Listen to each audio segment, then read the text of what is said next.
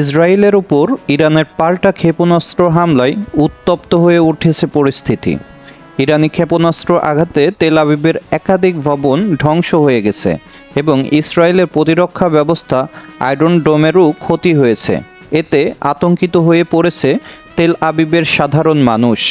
অনেকেই শহর ছেড়ে পালিয়ে যাচ্ছেন, আবার যারা পারছেন না তারা বাংকার বা ভূগর্ভস্থ আশ্রয়কেন্দ্রে ঠাঁই নিচ্ছেন। বিভিন্ন গণমাধ্যম জানায়, হামলার কারণে ইসরায়েলের বহু মানুষ নিরাপদ আশ্রয়ে সরে গেছেন এবং খাদ্য ও পানি মজুদের জন্য হাহাকার দেখা দিয়েছে। প্রধানমন্ত্রী নেতানিয়াহু এমন পরিস্থিতির সম্ভাবনা একদমই মাথায় আনেননি, বরং হামলার কারণে তাকে নিজের ছেলের বিয়ের তারিখ পর্যন্ত পিছিয়ে দিতে হয়েছে।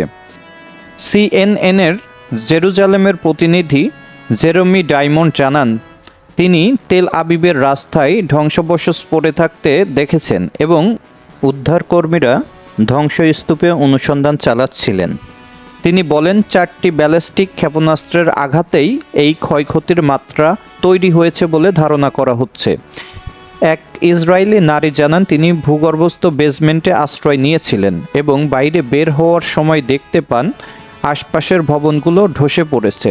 ধোঁয়ায় গন্ধে দম আটকে যাওয়ার উপক্রম হওয়ায় টি-শার্ট দিয়ে নাক ঢেকে রাখতে হয়েছে তাকে। ডায়মন্ড বলেন, একটি আবাসিক ভবন আংশিকভাবে ধসে পড়েছে, আশেপাশের এলাকায় ধ্বংসাবশেষ ছড়িয়ে আছে এবং অন্তত 10 জনকে হাসপাতালে ভর্তি করতে হয়েছে। বাসিন্দারা ক্ষয়ক্ষতি দেখতে বাইরে বের হয়ে এসেছেন এবং একে অন্যকে সান্ত্বনা দিচ্ছেন। তিনি আরও জানান, 1991 সালের উপসাগরীয় যুদ্ধের পর এত ভয়াবহ ক্ষেপণাস্ত্র হামলা আর দেখা যায়নি তেল আবিবে। তবে এইবার ইরানের হামলার বিষয়ে আগে থেকেই সতর্কতা জারি থাকায় বহু মানুষ বেঁচে যেতে পেরেছেন, কারণ তারা সময় মতো আশ্রয়কেন্দ্রে চলে গিয়েছিলেন।